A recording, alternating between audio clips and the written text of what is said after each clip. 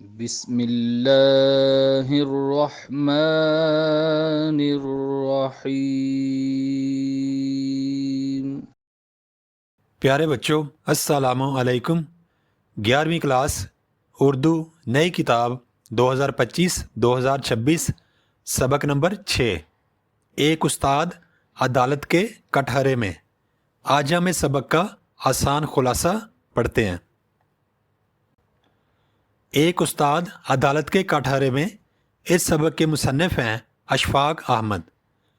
مصنف بیان کرتے ہیں کہ وہ روم یونیورسٹی میں سب سے کم عمر پروفیسر تھے۔ یونیورسٹی میں گرمیوں کی چھٹیاں تھیں اور اس زمانے میں دوپہر کو ریڈیو اسٹیشن پر انہیں اردو براڈ کاسٹنگ کرنی پڑتی تھی۔ روم میں دوپہر کا وقت خاص طور پر قیلولے کا ہوتا تھا۔ لوگ اپنے گھروں میں آرام کرتے تھے اور سڑکیں سنسان ہو جاتی تھیں۔ کارپوریشن نے یہ بہترین انتظام کر رکھا تھا کہ دوپہر کے وقت سڑکوں پر پانی کے حوض لگا کر دھوتے تھے تاکہ سڑکیں صاف، ٹھنڈی اور خوشگوار ہو جائیں۔ ایک دن مصنف ریڈیو اسٹیشن سے واپس آ رہے تھے۔ دوپہر کے سناٹے میں وہ گاڑی چلا رہے تھے۔ راستے میں ایک گول دائرہ آیا جس کے اصولی راستے سے چکر لگا کر جانا تھا۔ مصنف نے سوچا کہ اس سناٹے میں کون دیکھ رہا ہے، بیچ سے گاڑی گزار لیتا ہوں۔ یہ دیسی مزاج تھا جو ساتھ ساتھ چلتا ہے۔ وہ بیچ میں سے گزر گئے۔ وہاں ایک سپاہی کھڑا تھا۔ اس نے پہلے پرواہ نہ کی اور جانے دیا، لیکن مصنف نے جب طنزیہ انداز میں مڑ کر مسکراہٹ کی تو اس سپاہی نے سیٹی بجا کر روک لیا۔ روم میں سیٹی کا مطلب تھا فوراً رک جانا، جیسے موت کے برابر حکم ہو۔ مصنف ڈر کر رک گئے۔ سپاہی نے ادب سے سلیوٹ کیا، جو وہاں کا رواج تھا کہ چالان کرتے وقت بھی احترام سے پیش آتے ہیں۔ اس نے لائسنس مانگا۔ مصنف نے کہا کہ زبان نہیں جانتا، مگر سپاہی نے جواب دیا کہ آپ ٹھیک بول رہے ہیں۔ آخر کار اس نے 12 آنے کا چالان کر دیا اور سمجھایا کہ ڈاک خانے کی منی آرڈر ونڈو پر جمع کرا دینا۔ مصنف نے پرچی لے لی اور گھر چلے آئے۔ گھر میں اپنی لینڈ لیڈی کو بتایا تو اس پر بجلی سی گری۔ اس نے کہا کہ یہ بہت شرم کی بات ہے۔ اس کی ساس نے بھی کہا کہ محلے داری کا معاملہ ہے، کسی کو مت بتانا ورنہ بہت رسوائی ہوگی۔ مصنف نے وعدہ کیا کہ ذکر نہیں کرے گا، مگر اس کی لاپرواہی آڑے آ گئی۔ چالان جمع کرانا بھول گیا۔ کچھ دن بعد اسے تار موصول ہوا کہ چالان جمع کرائیں ورنہ حکم عدولی ہوگی۔ مصنف نے پھر بھی نظر انداز کیا۔ دوسرا تار آیا جس میں کہا گیا کہ اگر اب بھی جمع نہیں کرایا تو عدالت میں پیش ہونا ہوگا۔ مصنف بہت گھبرا گئے۔ عدالت سے سمن آ گیا۔ وہ پریشان تھے کہ دیار غیر میں کون مدد کرے گا۔ ایک جاننے والے ڈاکٹر کی مدد سے وکیل کی تلاش کی۔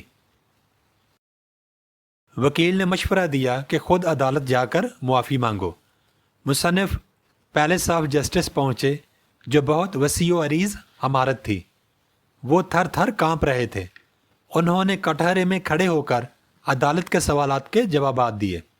جج نے پوچھا کہ چالان کیوں جمع نہیں کرایا۔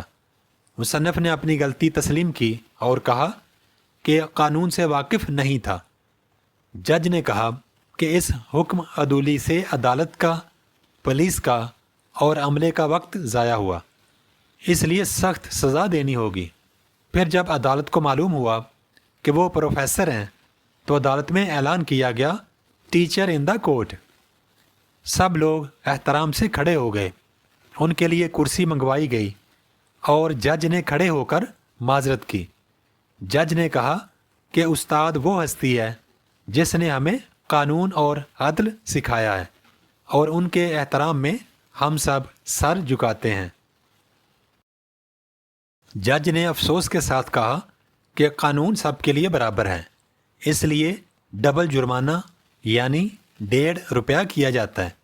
عدالت کے عملے نے انہیں بہت زیادہ عزت دی اور ان کے پیچھے پیچھے چلتے ہوئے ان کی گاڑی تک آئے اور احترام سے الوداع کیا۔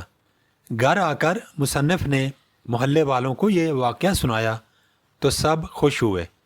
لینڈ لیڈی کو فخر ہوا کہ ان کا کرایہ دار اتنی عزت پانے والا ہے۔